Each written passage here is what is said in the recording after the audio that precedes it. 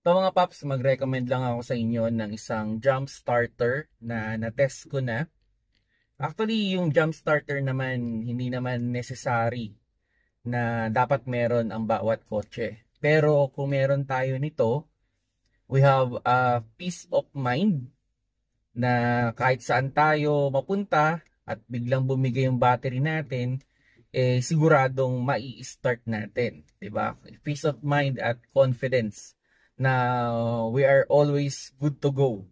Aside dun sa pwede rin tayong makatulong sa iba, no? Yung mga biglang tumirik dahil sa battery, pwede rin natin silang i-jump start at makatulong tayo. Actually kasi ang battery talaga, yung car battery natin, unpredictable talaga. Hindi natin malaman kung kailan siya bibigay. Pwedeng pwedeng biglaan na lang. Pag-start natin sa umaga, ayaw na mag-start. Para kasi sa akin ang pinaka-safe na reliable pa yung battery in terms of kilometer, maybe mga 40,000 kilometers, or kung sa years naman, 3 years.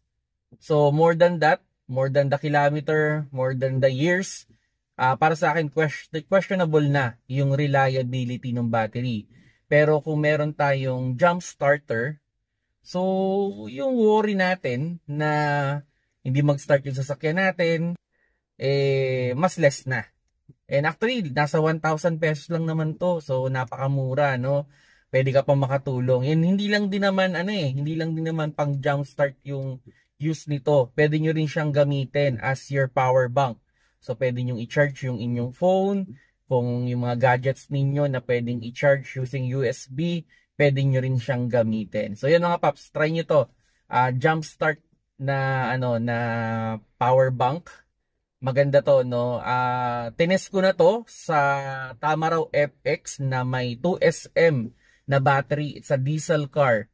2 times ko siyang pinaandar, kayang-kaya niya. I think kahit 5 beses ko pa nga siyang paulit-ulit na i-start gamit yung jump starter na to, no issue. Kayang-kaya niya. So ito, isa sa mga highly recommended na item na hindi naman necessary, pero kung kaya ninyo, why not? Sana meron din kayo sa inyong kotse.